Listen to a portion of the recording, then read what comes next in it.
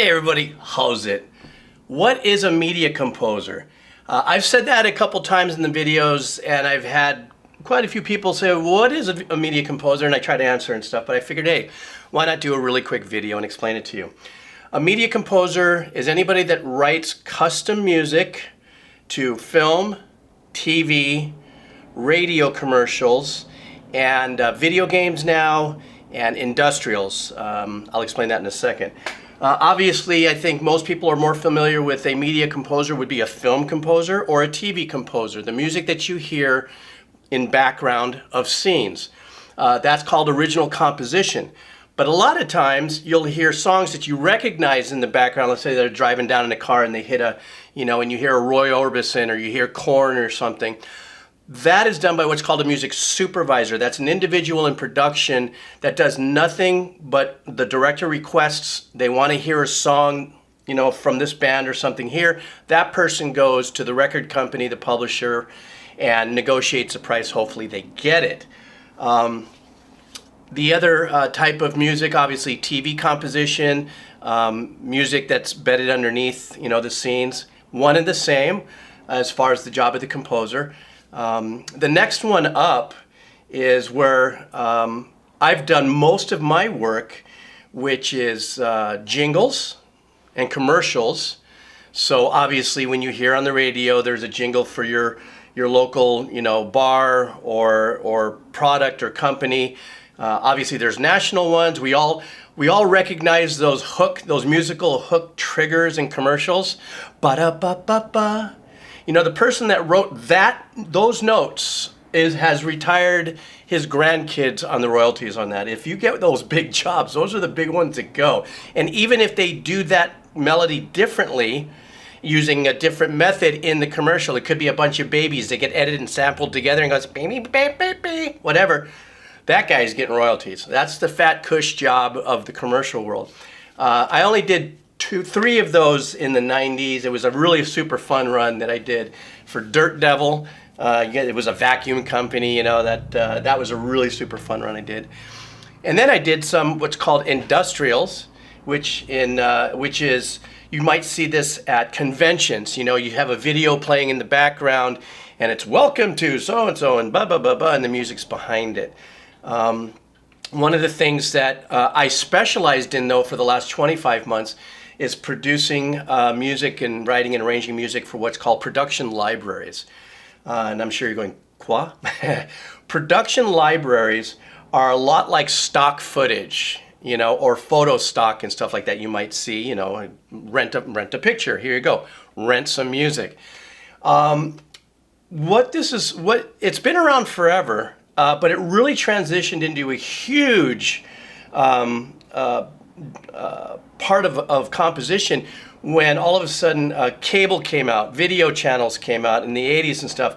And now that there's hundreds and hundreds, if not thousands of video channels, cable channels out there, a lot of those are not necessarily high budget. But what the music library is they hire composers such as myself. In my case, when I get hired at 10 tracks at a time. They tell me what kind of music they want. It could be time period, it could be classical, it could be bebop, rock, techno, metal, fusion, it could be weird stuff. They'll say we need some harmonica with some, this and that and the other thing. And my job is to write a piece about 2 to 2.5 minutes long.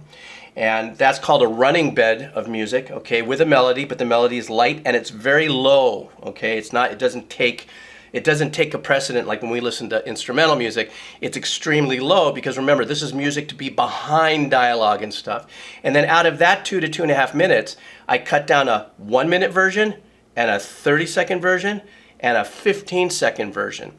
And then what happens with that is with all the music that I have in these music libraries, they're sitting in portals right now online with editors that actually license out a library from the company I work for.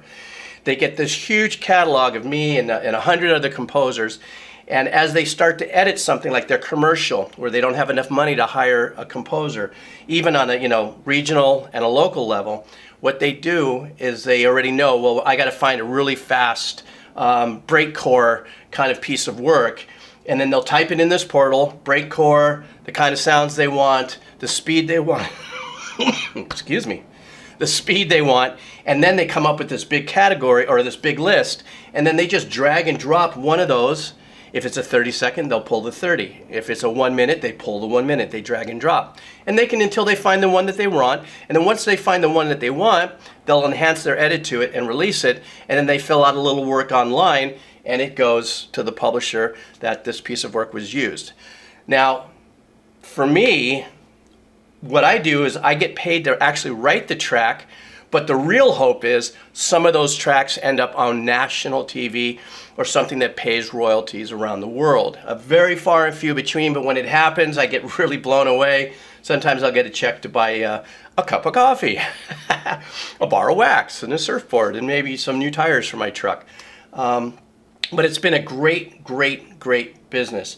And even right now, I have 3 little local commercials I'm doing here in Hawaii. I was supposed to do 2 films in the course of the last 11 months, 12 months, all the way coming into July, but those got postponed because of Corona. And they're independent films. They're not big. I'm not a big shot. You know, I kind of flow and hover in a comfortable little spot right in the middle, and I like to help and be a part of. And because of my approachability and budget, you know, I get young filmmakers or stuff, you know, email me and say, hey, could you do this for a cup of coffee?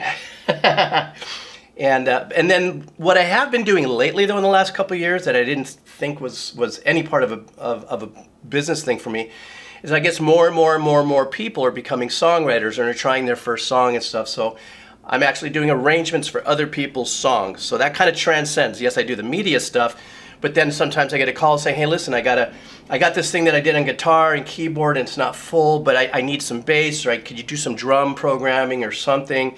And then we'll talk about it. And if they decide to go with me, I charge them, you know, blah dollars for whatever it is that I'm going to do. And in 90% of the time, when I do that, because they're young songwriters or something like that, I usually spend some time with them and just say, hey, listen, you may want to consider doing this with your song, or, you know, just to kind of give them training wheels if they're just beginning, and if I detect things that might be something that I can just suggest. I never know anything, but I can suggest.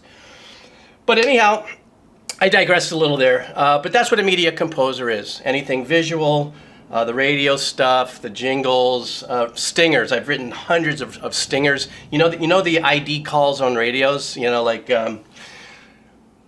27 KFI, your town is here. Stupid. But somebody's got to do it, and that's what I do. So as a media composer, as an old composer, as a decomposer, I hope I gave you a little bit of fun information on what is a media composer.